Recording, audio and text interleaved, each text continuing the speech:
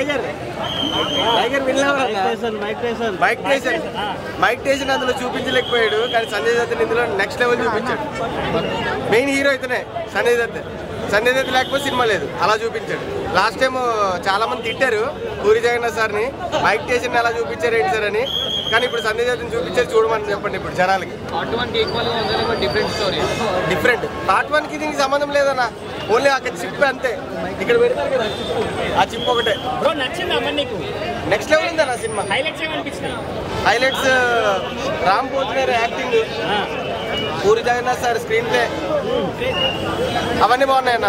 Songs బాగాలేవు. ఇది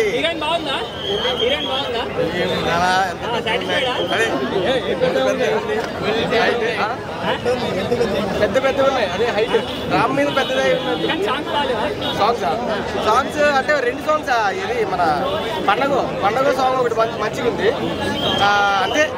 2 songs బూతులు అంటే మన హైదరాబాద్ స్లాంగ్ వాళ్ళకి బూతులు కొంచెం కరెక్ట్ అయితే. Cinema super hit. యాక్టివేటెడ్ మాకి కిరికిరి సినిమా super hit. Ram comeback, dance, ఫైట్లు ఇరుగా తీసిండు సినిమా అయితే. మదర్ సెంటిమెంట్ సీన్లు చాలా బాగున్నాయి. సినిమా అయితే బ్లాక్ బస్టర్. సాంగ్స్ ఎలా ఉన్నాయి?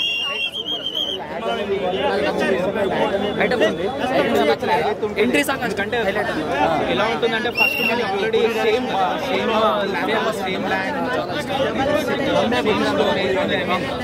దీంతో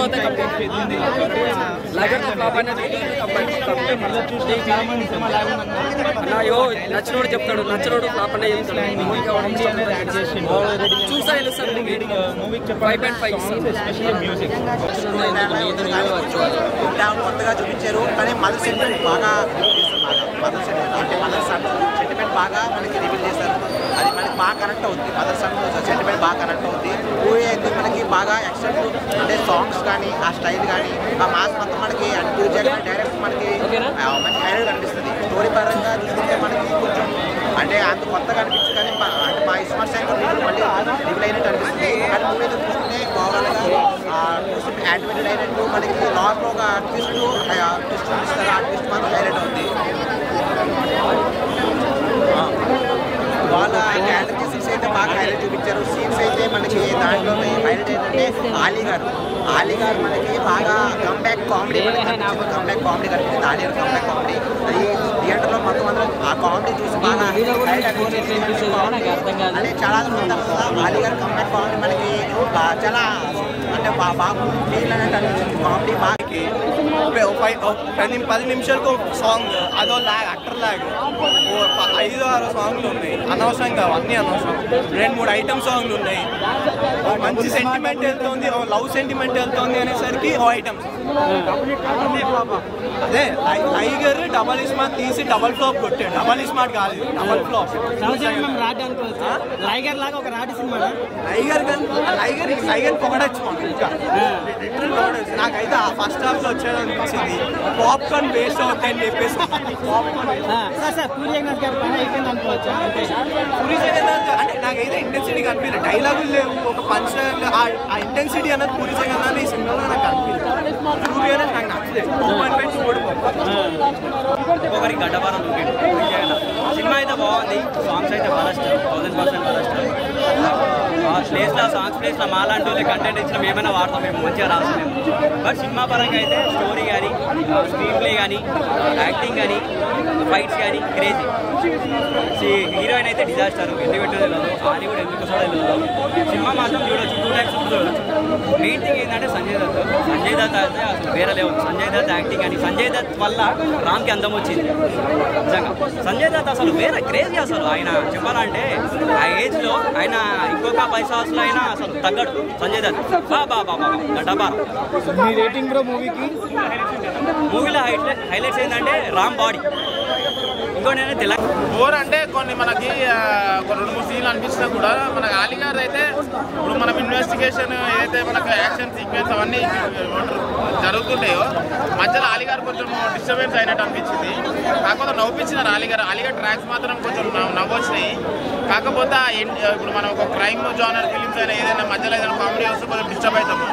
కాకపోతే నాకైతే అలీగారు కూడా ట్రాక్స్ బాగా అనిపించినాయి. కానీ ఓవరాల్ మూవీ చూసుకుంటే ఫస్ట్ హాఫ్ ఓకే అయితే సెకండ్ హాఫ్ వేరేలాగా నాకైతే ఇస్మార్ట్ శంకర్కి ఏదైతే మనకి కొత్త ఫ్లేవర్ అనేది ఒక మంచి రామ్ పోత్నేని గారి ఒక డిఫరెంట్ జానర్లో చూస్తామో ఈ మూవీలో కూడా దానికంటే చాలా బాగా చేసిండు.